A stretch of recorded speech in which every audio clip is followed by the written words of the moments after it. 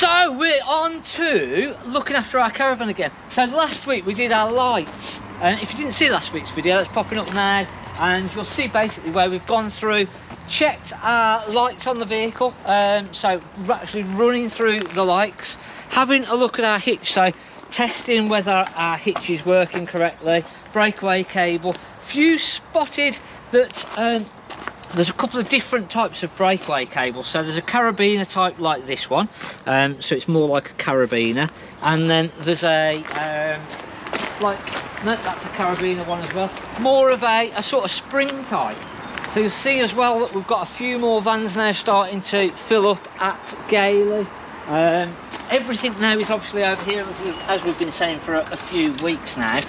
So the spring type one, so this spring type one is different to the carabiner. Now these are okay to go around the ball and back onto itself.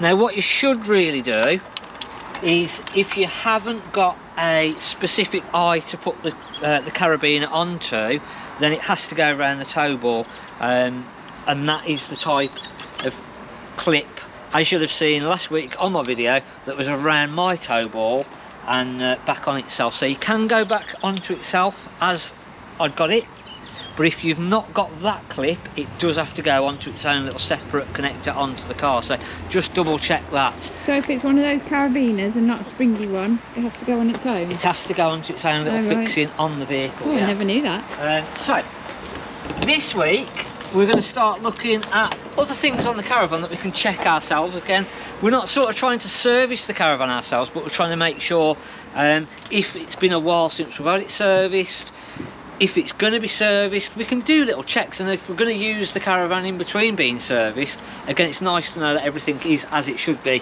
So regulators, now the regulators tend to have a little date on there. So on the side on this one, we've got all the little writing, and hopefully we can see on there a date. Now regulators have to be changed every 10 years, same as our gas pipes. So again, on our gas pipe we're actually looking for a production date, which on this one is 2019, so that's now 6 years old. So that should be okay, but anything over sort of 10 years old, we need to replace the actual pipe.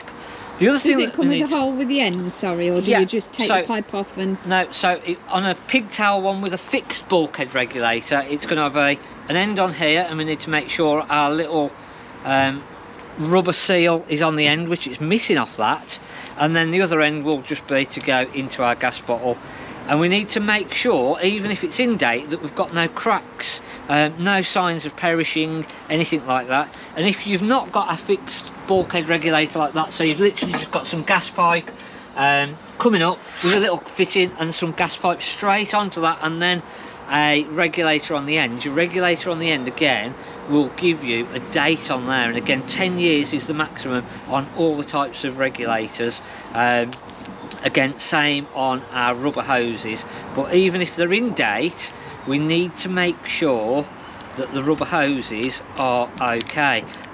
They do a steel braided pipe that is longer, and the rubber hoses are a shorter lifespan and need to be replaced more often. Another way that we can do it is actually connecting our gas bottle up to the regulator and pressurising the system and just listening out for any leaks. Make sure that we've got nothing where it's chafed or anything like that, no visible damage, and we can't actually hear or smell any gas coming through, so another good check to do.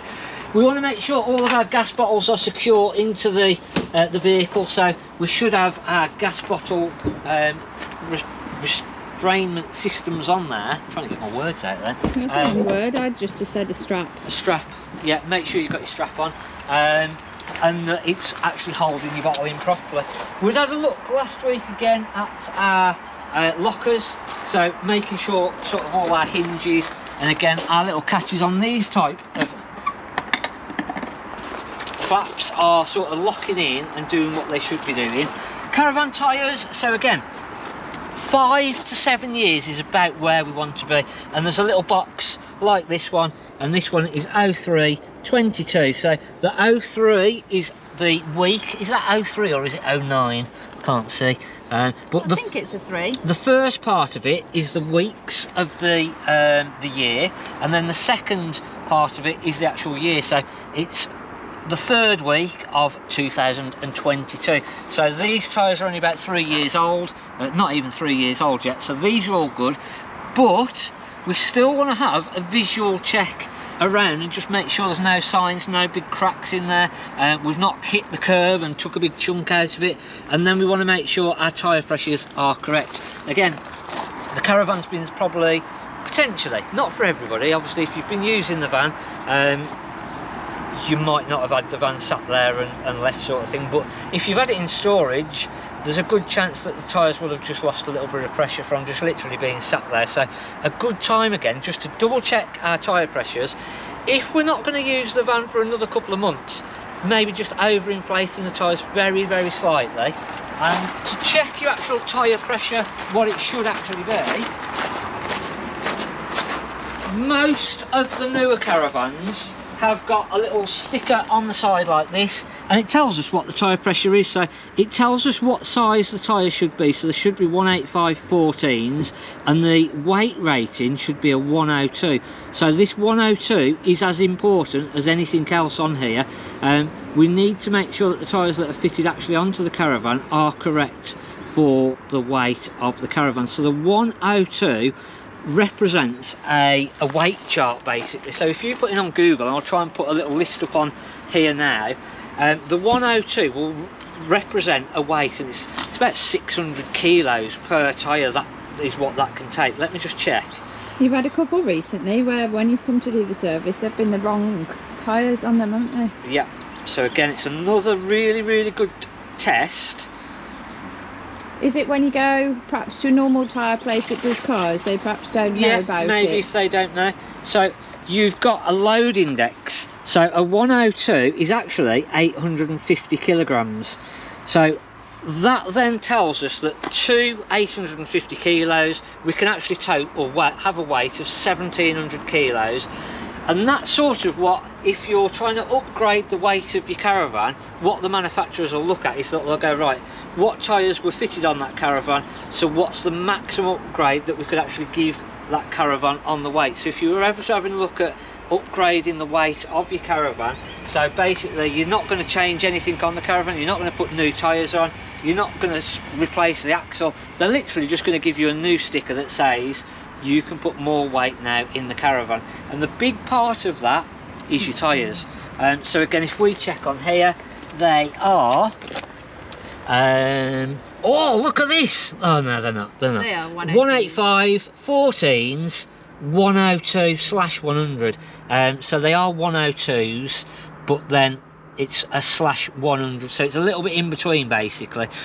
There is a proper explanation of what the 102 100 means, and I can't remember what it is. But as long as we've got 102 on there, they are then the correct weight rating for that Caravan. And as I say, that is then what Swift will work off of to say, right, that Caravan now can go up to that weight. If you haven't got this information on the side of the Caravan, tyre safe. So coming up on the screen now is the website for tyre safe, where you can actually go on there, put in the information that you've got on your tyres. So you can put in 185 14 102, whether it's a single axle or a twin axle, so if you've got 2 tyres or if you've got 4 tyres, and that will then also give you what weight rating the tyre is, and that will then give you what the tyre pressure should be. So if you've not got a sticker and you've not got it in your manual, that website there will be able to take you through and show you exactly what pressure you should be running in your Caravan tyres.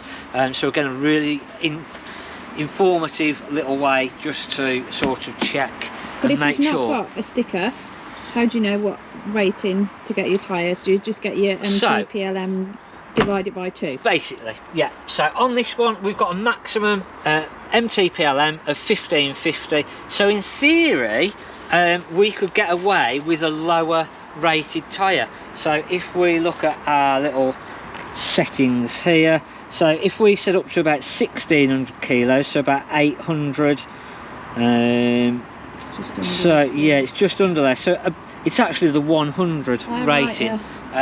which would then mean that we could take up to about 1,600 kilos on that. So if you haven't got all that information, use the load index, look at the MTPLM and go a little bit more. You need that little bit of leeway, and sort of, if it's 1550, if you work on about 1,600, so 2 tyres as 800 kilos each, 1,600 between the two, 1,550 correct tyres.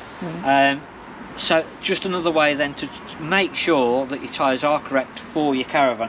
Most Caravan tyres now, unless it's a smaller little 2-berth, so we've got some little 2-berths over there, and the tyres on those will probably be 98, 99s or even 97, 98s. And again, the reason is that they don't have to have as much weight on there to carry, so we don't need as much heavy capacity. So let's have a look. 185 14s. It's just blown that out of the water, doesn't it? 102 100s. So I was going to say, this isn't that light though, is it? Really? It is. It's only 1,200 kilos. So way over the There's top. no plate on this Caravan though, is there? So you could swap it for a lower one. Yeah, you could slightly go for a slightly lower tyre on there. These are 96 ends. So 96 is going to be about 700 kilos, I'd have thought. So up to about 1,400, 96, 710, so 1,420 is the maximum weight Caravan. The actual weight is 1,090. Oh right, so quite a bit more, aren't they? Yeah, and again, the reason that they tend to give you a bit more is so that if you ever wanted to upgrade the weight of the Caravan, you've got some sort of leeway there to be able to do that. Got the age here, so that's just come back over to Gailey from Garden Village because that's all waiting to go out. The motorhome is just waiting for service and whatever, you know, that's off to get all the other bits. I think we've got the coachman. Oh, we've got the little camper. So the little camper's now over here. So we've just got a few little bits just to finish on that, but it's pretty much ready for sale, so that's going to come on sale soon. Coachman at the end, that's just waiting to go out. Magnum at the end, that's all waiting to go out. The Heimer is actually just done the handover this morning, they're collecting tomorrow. New one that's just come in is, we've got a little Luna, and we've also got the Elite as well. Let's look in the Elite. We never got to look in this Elite last week. Oh, was this the one that was locked? Yeah, so this is a very, very, very nice van. 2018, 18495. Got a load of extras with this. So we've got the air awning, and I think a few other bits and pieces. So a very, very nice van. A good van for the money. And again, while we're in here having a look, we can again sort of carry on with our little checks. There are more checks that we need to do around the chassis of the Caravan, which we'll probably pick up on next week, but there's little checks that we can now do on the inside of the Caravan. So keeping on the theme of making sure our regulator is sort of in date, we've got no leaks, we can't hear anything, we can't smell anything. When we turn the gas bottle on, we shouldn't really hear any hissing or any noise of any gas going anywhere, or sort of any noise from the bottle as though it's being used. So something just to double check is, once we've put that gas bottle on, just listen, use your ears and sort of have a see if you can hear any sort of noise from the gas bottle. If you have got a bit of a noise, it might mean that we've got a leak within the Caravan somewhere. So if that is the case, shut the gas bottle off, come inside the Caravan and make sure all of our gas controls are turned off. Make sure, if we've got power onto the fridge, make sure our fridge is turned off, make sure our heating system's turned off. We'll go back out again and we'll actually do the same, because we'll put the gas bottle on. If we can still hear a hissing, next item then is to actually turn all of our gas valves off. So all your appliances will have these little gas shut off valves. Most of them will be in the kitchen.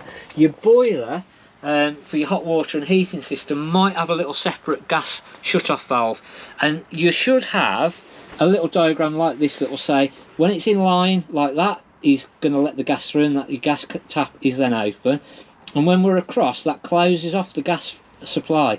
So if we turn all those off, into the off position. Do the same again, we'll put our gas bottle on and listen out, see if we can hear anything.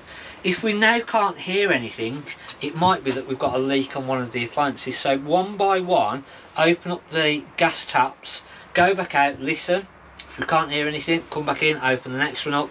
And that should give us a bit of an idea, if we have got a leak, what could potentially be leaking. And then if we've got a service engineer, you can go, I've done this is what I've done, I can hear a leak, it's coming off the oven, I'm pretty sure.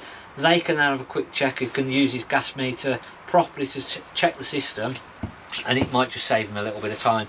If we can't hear anything, everything sounds good, no leaks, no sounds of gas moving or anything like that, we can then actually start to use our gas system. So a good time just to run all of our gas system, even if you don't, if you're sat there now going, Mark, I never use my gas, I don't, you're talking rubbish here, I don't use my gas, what are you telling me all this for?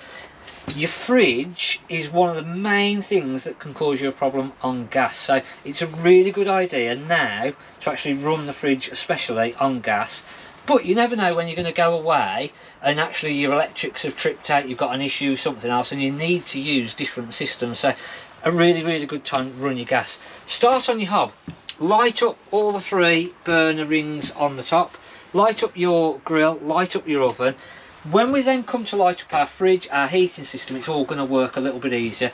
We can physically see that we've got gas coming through by lighting these up. So if we sort of, everything's on, the gas bottle's on, all of our gas taps are on, but we're turning our gas valve on here, we can't hear anything, you should be able to hear a hissing noise and the gas starting to come through, and it's going to take about 30-40 seconds to start getting the gas actually through and bled through the system. But if we can't hear anything, it sort of could potentially point that we've got an issue with that regulator at the front. And what has happened in the past is that they've blocked up, so the actual regulator is blocked up and it won't let the gas through the system. So really good check is on your hob. Is that a new regulator in that instance, or can it be unblocked? No, it's if you get that, it's a new regulator. Right. Yeah, just put a new regulator on, or have a new regulator put on. If obviously you have a new regulator put on there, it needs to be gas checked and the system gas checked again to make sure there's no leaks. It's not quite as bad with the gas regulator because it's out in the bottle, and if you do get a leak off that, you can hear it. And again, a little spray bottle with fairy liquid spraying up all the joints, you can physically see it sort of bubble up if there's a leak there. But you're better off having a professional do it that's got professional sort of test equipment and can do the job properly. It's not worth messing about with the gas yourself, but if you can sort of diagnose and go, right, okay, this is what I need, I can actually save the engineer half an hour trying to figure out, then bonus, you've saved a few quid. If we light these up, we can hear the gas, get the gas through, get them lit up, then obviously we're onto a winner and we can start running our system through. So we'll light all these up. Another little check that we can actually do is while it's lit up and it's sort of burning away, blow it out and then just listen. And after about 30 seconds you should hear a click and the gas stop completely, and that tells you that your flame failure devices are actually working correctly. Very important on the hob that those flame failure devices are working, because if you sort of got something on here, gust of wind comes across, you haven't noticed that it's gone out because the pan's on there and the gas is coming through into the caravan, obviously you think that it's still lit up, but your pan's on there and you've not seen. If that flame failure device isn't working, it's going to fill the caravan up with gas, potentially put a light on, bang. So really good check just on these especially to make sure that flame failure device is working. So light it up, blow it out, listen, and again, as I say, you should hear like a bang, not a bang, but click. Like a click, and then the gas stops. And that's worth doing, especially if you don't do anything else, especially just check on your 3 gas rings. Once we've done that and we know that we've got the gas through, they're looking okay, get your fridge lit up on the gas. Try and get that lit up if you can. If you can't, obviously if we have it serviced, and we can sort of then say to the service engineer, I've got an issue with my gas fridge. Up to you then whether you need to have it repaired or not. And then get your heating on, so just lighting the heating system on the gas. And then we're not going to do our hot water system, because again, if you've got a Truma combi for say, or the Aldi, if your heating system's working, in theory your water system, your hot water on your heater on the gas should be working. A good way to check if you've got a combi boiler is turn it on the gas and come outside and put your hand over the vent, and you should actually hear it sort of going through, and you should feel the heat coming off the boiler as well, and that just lets you know that that boiler is then working. If you don't want to run the gas system properly, hello Mark, you're trying to sneak through, aren't you? Trying to sneak through undetected. So we don't really want to put too much heat into the Caravan this time of year, because it's just going to condensate up and cause us issues. So once we've sort of lit it up and we go, right, yeah, okay, it's been on for 3 or 4 minutes now, we know that that's working, we'll turn it back off. Fridge, we can leave that on for about half an hour. Yeah, it's going to use a little bit of gas, but the longer that we can leave that fridge, especially on the gas running for, the better. It's just going to give it a good burn through, potentially spiders, webs, and especially with your ring, you don't want a spider's web in your ring. So again, giving those a bit of a clean out if they're not lighting up properly. But the fridge is a big one. You definitely sort of want to get that working on the gas as soon as that you can, and that just then keeps it into a good routine. And every 3 months then run that fridge on the gas, and that should stop any issues later on. Obviously weather's still a bit funny at the minute, it's still going a bit cold, so we want to make sure really, if we're not using the Caravan, keep that water system drained down. If you've put the hot water side of things on just to see whether it's working okay, make sure it goes off pretty quickly. And again, if you're plugging your electric in and you've got the older Truma where you can put the hot water on electric, and you've got a switch that literally turns the electric hot water on and off, make sure that's in the off position before we leave the electric turned on in the Caravan.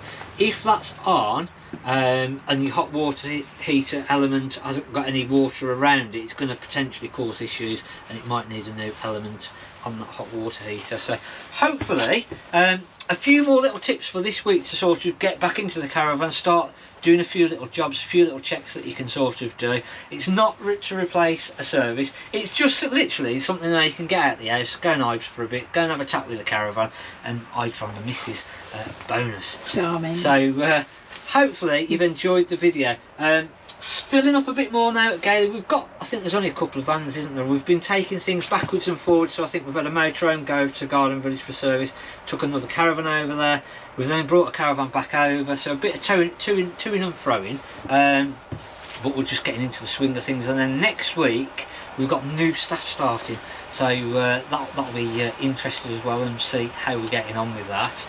And then yeah, hopefully the weather's decent, we have a good weekend, and we'll see you next week.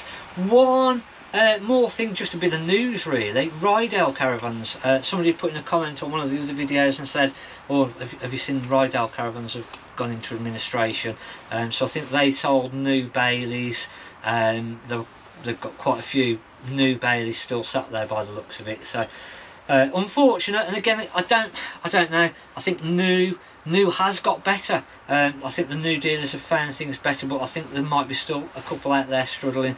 So knock-on effect from previously. Yeah, earlier on, yeah. perhaps. I think if dealers haven't kept up with pricing and moved with the pricing and made sure that actually I'm better to lose £500 last year than still have the stock there now, and I'm going to lose £1,000. You're better to have lost it before, which is what sort of we did. We tried to position ourselves where if there was anything that we'd had too long, right, it needs to be gone now, because next year we're into that devaluation. It's going to be at £1,500 a year roughly, so it's pointless in it sat there. We just need to reduce the price, get it to the right price that it should be, get it sold, go and buy new stock, try and make that money back again then. So it was a hard decision though when you see it on the accounts, wasn't yeah, it? But when you're losing money. It's what you've got to do, and the dealers that I think haven't done that are the ones that unfortunately have sort of struggled a little bit. They'd have probably been better lose a little bit earlier on and spread it across, rather than taking a big hammering all at once and getting themselves into trouble. So touch wood, January has been a really good we've always tended to have a good January. I think when the season's going to be a good season, January's always been a good start to the season, and we've had a really good start to the season, motorhomes and caravans. So it's looking promising. We haven't got any motorhomes left, have we? They're just all campers, aren't so they we've now? got, one camper. A big camper and a few little campers. We might potentially be hearing on another Part X camper. So we'll see, yeah. And then that's another video that I want to do at some point, is if you're looking to sell your motorhome. We're after motorhomes. We probably won't be buying at the minute because we've just spent out on caravans, but if you wanted to sell your motorhome, we can do a brokerage scheme, so that's something else that we can look at. And we've got a great site here for the motorhomes. We sell motorhomes really well from here, so if you think about selling your motorhome, let us know and we can sell it for you and hopefully get you a good price back. So thanks for watching. I've waffled on long enough now. Hit the subscribe button, hit the like button, drop us a comment, and we'll see you next week. Thanks for watching on Mark at the Caravan Place.